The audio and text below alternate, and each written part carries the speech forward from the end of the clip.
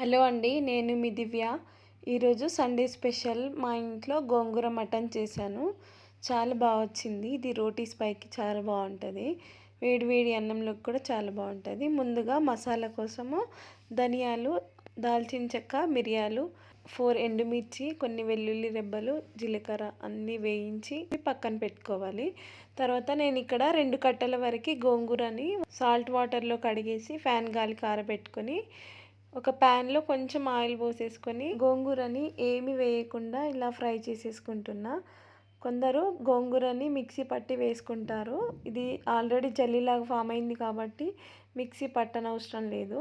తర్వాత ఒక ప్యాన్లో ఆయిల్ పోసేసుకొని ఆనియన్స్ని ఫ్రై చేసుకోవాలి. నాన్ వెజ్ కాబట్టి ఆయిల్ కొంచెం ఎక్కువ పడుతుంది.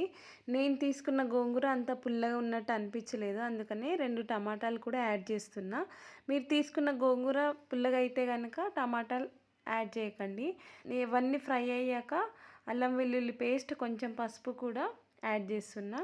పచ్చివాసన పోయేదాకా ఫ్రై చేసేసుకొని ఇందులోనే మనం తెచ్చుకున్న మటన్ని నేను 750 గ్రామ్స్ వరకు యాడ్ చేస్తున్నా.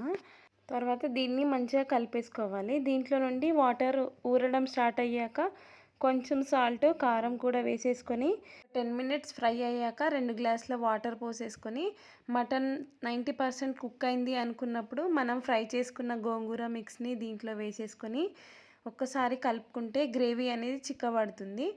ఇంకొన్ని వాటర్ కూడా యాడ్ చేసుకోవచ్చు. దీంతో పాటే నేను స్టార్టింగ్లో చూపించిన మసాలాని మిక్సీ పట్టి వాటర్ కూడా పోసేసుకుంటున్నా. దీనివల్ల గ్రేవీ చాలా చిక్కగా వస్తుంది. మనం వేసుకున్న గోంగూర, ఈ మసాలా ఫ్లేవర్స్ అన్నీ మటన్కి పట్టే వరకు మీడియం ఫ్లేమ్ పైన ఒక 10 మినిట్స్ బాయిల్ చేసేసుకొని ఫైనల్గా పచ్చిమిర్చి, గార్లిక్ పీసెస్ వేసేసుకొని ఒక 2 మినిట్స్ ఉంచి స్టవ్ ఆఫ్ చేసుకుంటే వేడి వేడిగా గోంగూర మటన్ అయితే రెడీ అయిపోతుంది. ఇది వేడి వేడి రైస్లోకి చాలా చాలా బాగుంటుంది. ఇంకా రోటీస్, నాన్స్ పైకి కూడా చాలా బాగుంటుంది. నచ్చితే మీరు కూడా ట్రై చేసి మన ఛానల్ని సబ్స్క్రైబ్ చేసుకోండి. Thank you so much for watching.